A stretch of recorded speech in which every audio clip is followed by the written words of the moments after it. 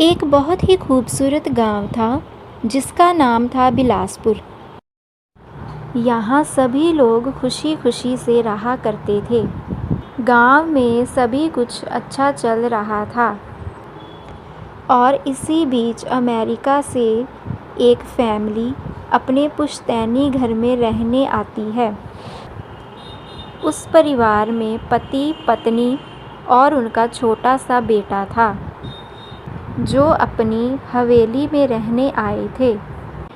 सभी के आते ही गांव वालों के मन में खुशी की लहर दौड़ पड़ी, क्योंकि ये फैमिली कोई और नहीं बल्कि इसी गांव में रहने वाले ज़मींदार की थी और गांव वाले उसकी बहुत इज्जत करते थे।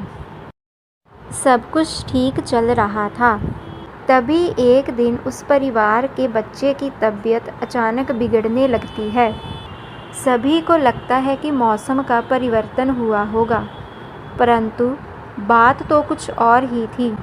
धीरे धीरे लड़के का चेहरा नीला पड़ने लगा। परिवार ने डॉक्टर को बुलाया, परंतु डॉक्टर को भी कुछ समझ नहीं आया।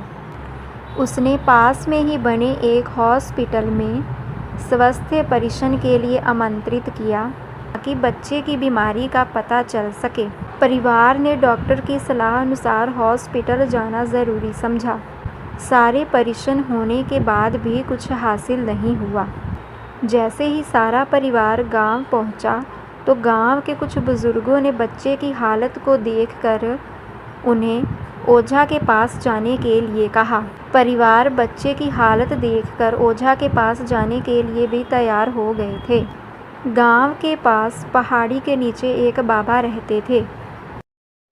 जैसे ही वह बच्चा उन आश्रम की सीढ़ियों के पास पहुंचा तो बाबा ज़ोर ज़ोर से चिल्लाने लगे, तू क्यों आई है? इतने सालों के बाद भी तेरा बदला शांत नहीं हुआ। बच्चे के माता पिता और गांव वाले दहशत में आ गए। उन्हें समझ नहीं आया कि बाबा को इतना क्रोध क्यों आ रहा है, जबकि बाबा को अभी तक कोई बात बताई भी नहीं गई थी। लेकिन बाबा तो काली माया में परंगत थे, इसीलिए उन्हें ये सब कुछ पहले से ही पता था और इसी वजह से उन्हें रूहानी ताकतों को पहचानना आता था। सभी लोगों ने आश्रम में प्रवेश किया, परंतु बाबा ने उस बच्चे को ही अपने पास बुलाया। बच्चे की हालत बहुत ही खराब थी। उसकी आंखें लाल हो चुकी थी और शरीर पूरी तरह से नीला पड़ चुका था। उसका बुखार भी अधिक तापमान से बहुत ज़्यादा हो चुका था। बाबा ने विभूति उठाकर बच्चे के मुंह पर फेंका। बच्चा ज़मीन पर लेट गया और ज़ोर ज़ोर से अपने हाथ पैर हिलाने लगा। किसी को कुछ भी समझ नहीं आ रहा था कि विभूति से ऐसा क्या चमत्कार हुआ कि बच्चा ज़मीन पर लेटकर ऐसी हरकतें करने लगा था। तभी बच्चा अपने पैरों की उंगलियों के बल खड़ा हो जाता है और एक बहुत ही खूंखार औरत की आवाज़ में बाबा को उसके पुराने नाम से पुकारने लगा, अरे ओ प्रेमनाथ, मैं तुझे नष्ट कर दूंगी।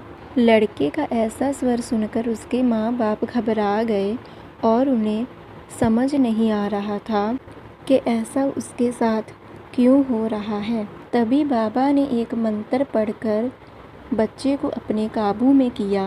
सारे गांव वाले बाबा से पूछने लगे कि बाबा ये सब क्या हो रहा है। तभी बाबा ने बताया कि इसके अंदर कोई चुड़ैल आ चुकी है जो 10 साल पहले चोरी के आरोप में उसे ज़िंदा जला दिया था। वह चुड़ैल अपना बदला लेने आई है, क्योंकि वह उस समय गर्भवती थी। उसके कोख में पल रहा बच्चा भी जिंदा जलकर मर चुका था। इसी वजह से वह उस वंश के बच्चे को भी मारना चाहती है ताकि उसका बदला पूरा हो सके। ये सारी कहानी जानने के बाद बच्चे के परिवार वाले बाबा से गिड़गिड़ाने लगे और बच्चे की जान की भीख मांगने लगे।